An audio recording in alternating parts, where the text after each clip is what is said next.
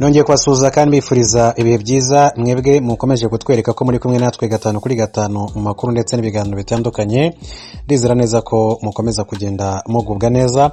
Mayikaze rero muri gahunda z'amakuru yacu muri aka kanya. Muzehe Mayaka wamamaye mu kwerekana filime n'imipira i Nyamirambo akaba yitabye Imana nkuko amakuru atugeraho akomeza kugenda abivuga muri aka kanya.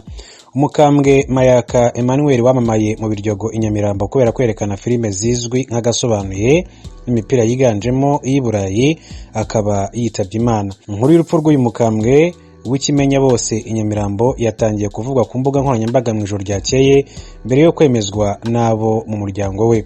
Uretse kuba Mayaka yarazwi kubera inyubako ye izwi nko kwa Mayaka yerekaniragamo imipira n'amafilime, anazwi cyane kubera ikipe ya Mayaka y'umukino wo gusiganwa ku magare yashinze. Hanyuma kandi rero iyi kipe niyo ya mbere yuriya mukino yashinzwe mu Rwanda mu myaka ya za 80.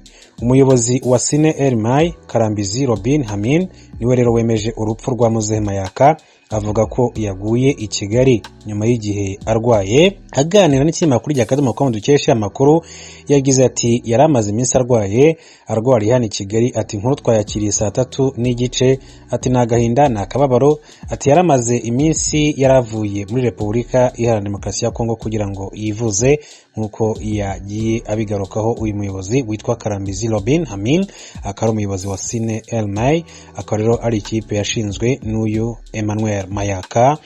Mu byukuri akaba yitabye Imana. Reka tumwifurize uko ridashira, abima twihanganishe umuryango we n'abanyarwanda muri rusange, by'umwihariko ab'inyamirambo cyane ko bamukunze ari benshi cyane kubwo kugenda bakurikira amafilime yerekaniraga mu nzu ye ndetse imipira itandukanye cyane cyane yiganjemo imipira yerekanirwa ku mugabane w'Iburayi. N'abantu benshi rero cyane bakunze kugenda bajya i Nyamirambo bagiye kureba imipira yo ku mugabane w'Iburayi, cyane cyane abafana b'ikipe ya Arsenal n'ikipe ya Manchester nibo bakunze kugenda bigaragaza cyane hano kwa Mayaka mu bice by'i Nyamirambo. Mu makuru yandi rero akomeje kugenda avugwa, reka mbabwire yuko igisirikare cya Kongo FARDC cyiciye ibyihebe 12 bya ADF muri Ituri.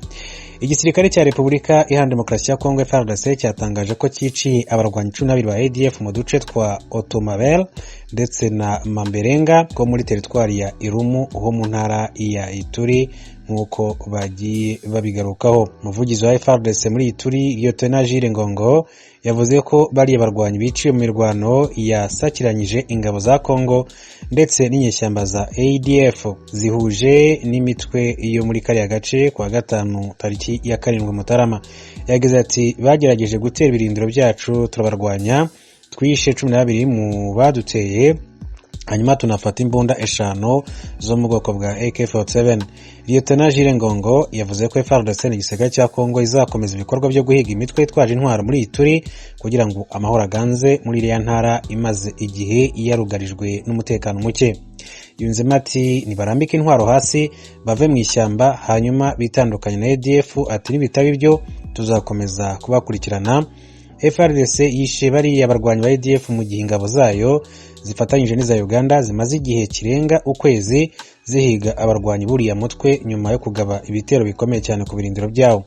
Ni umutwe ushinjwa kugira uruhare mu bwicanyi bwagiye bwibasira abasivili mu ntara ya Kivu y'Amajyaruguru na Ituri, dore ko societe civile yo muri ziriya ntara ivuga ko mu myaka 7 ishize hamaze kwicwa abasivili barenga 5,000.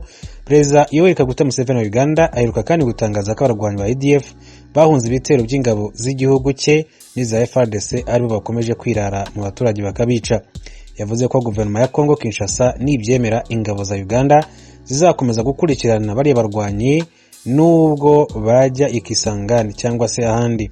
Yunzemo ko ADF nta yandi mahitamo ifite uretse kuyamanika kugira ngo abaturage ba Uganda n'aba Kongo babeho mu mahoro, ariko nanone no kugira ngo abarwanyi bayo basubizwe mu buzima busanzwe.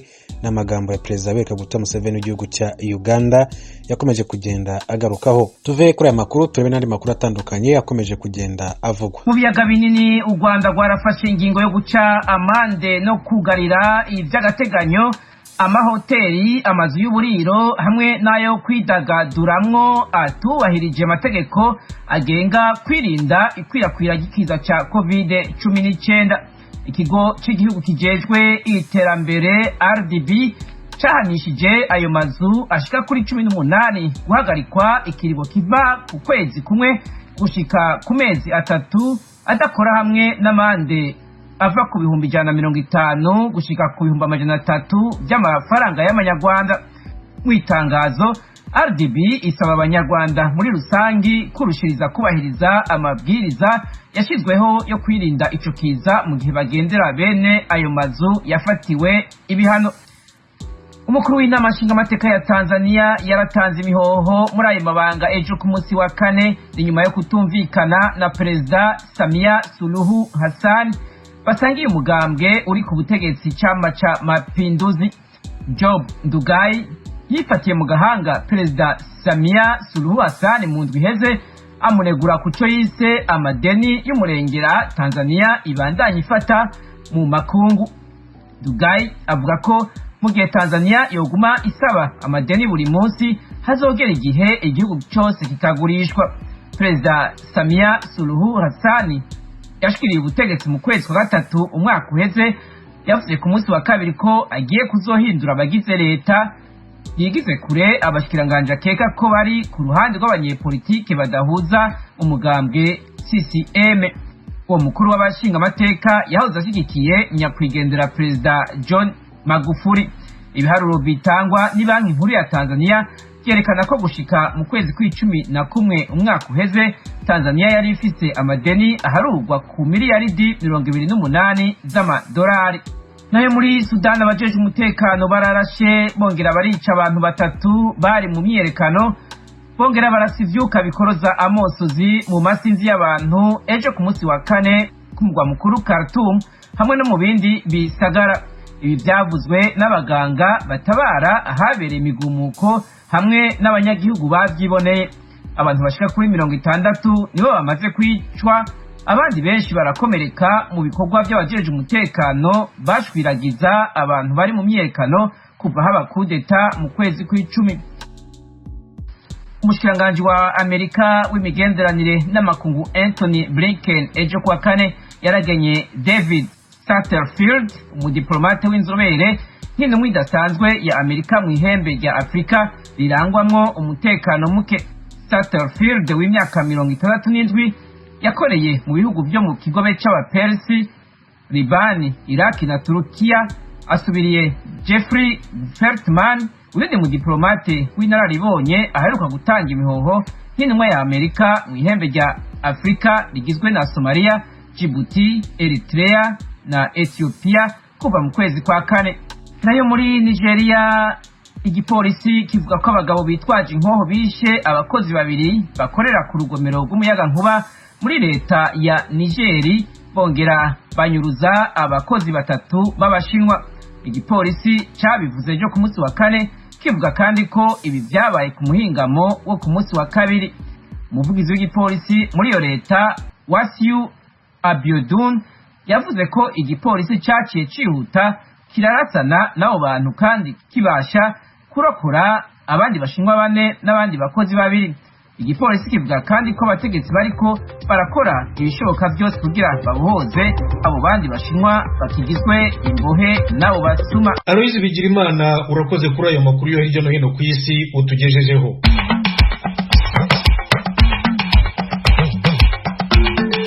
Nshuti zacu mukomeje kumva radiyo ijwi ry'Amerika ivugira Washington DC mu kirundi n'ikinyarwanda. Mudukurikire no kuri YouTube, Instagram na Facebook VOA Radio yacu. Ejo kuwa kane Leta Zunze Ubumwe za Amerika yibutse umwaka umwe ushize abayoboke b'uwari umukuru w'igihugu Donald Trump bagabye igitero ku nteko ishinga amategeko. The former president of the United States of America has created and spread a web of lies about the 2020 election. He's done so because he values power over principle, because he sees his own interest as more important than his country's interest, than America's interest. Perezida Joe Biden yasuye inteko ishinga amategeko ahavugira ijambo ati uwari umukuru w'igihugu yakwirakwije ibinyoma ku matora yo mu 2020, yerebera inyungu ze ntiyitaye ku z'igihugu. Uburundi bwirukanye abanyarwanda bavugaga ko bari bahunze banga kwikingiza mu Rwanda. abaturage b'Igoma muri Repubulika ya Demokarasi ya Kongo n'ab'i Rubavu mu Rwanda bafite ubwoba ko ibirunga bya Nyiragongo na Nyamuragira bishobora kuruka vuba. Aya makuru hamwe n'ayandi turayarambura mu kanya gato cyane, ntimujye kure. Muri kumwe na Thomas Kamilindi. Uburundi bwirukanye abanyarwanda bahunze igihugu cyabo muri iyi minsi bavuga ko badashaka kwikingiza virusi ya corona. Mugenzi wacu Frederic Nkundikije yabiganiriyeho